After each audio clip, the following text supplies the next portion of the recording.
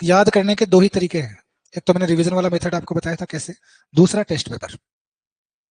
Coaching इतनी जरूरी नहीं है जितना टेस्ट पेपर है। मॉक टेस्ट आप जितने दोगे उतना ही आप सक्सेस के करीब आओगे, सिलेक्शन के करीब आओगे। बिना टेस्ट दिए आप चाहे पूरी जिंदगी पढ़ते रहो, आप पास नहीं हो सकते। मॉक टेस्ट को देने ही पड़ेंगे।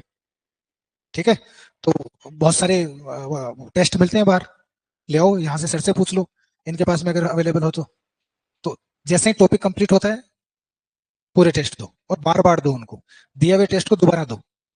ठीक है, कम से कम रोज का एक टेस्ट पेपर तो निकालना ही है पर डे। एक टेस्ट पेपर का मतलब 50 क्वेश्चन मान लो आप एवरेज कि 50। अच्छा, उसमें आपको बिना देखे करना है, बिना देखे करने के बाद में फिर आपको आंसर से मैच करना है उसको।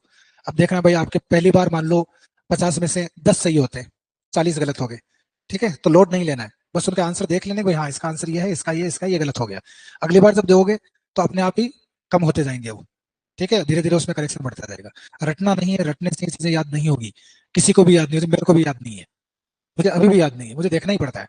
इतने सालों से पढ़ा रहा हूँ फिर भी देखना पड़ता है, क्योंकि फैक्ट्स इतने लंबे टाइम तक याद नहीं रहते किसी को। फैक्ट याद तो हो जाएंगे लेकिन फिर उसकी खिचड़ी हो जाएगी, है ना, मोहनजोदड़ो में मिली हुई चीज हड़प्पा में मिलने लग जाएगी। तो फिर उसका क्या फायदा जब इधर उधर हो जाए चीजें।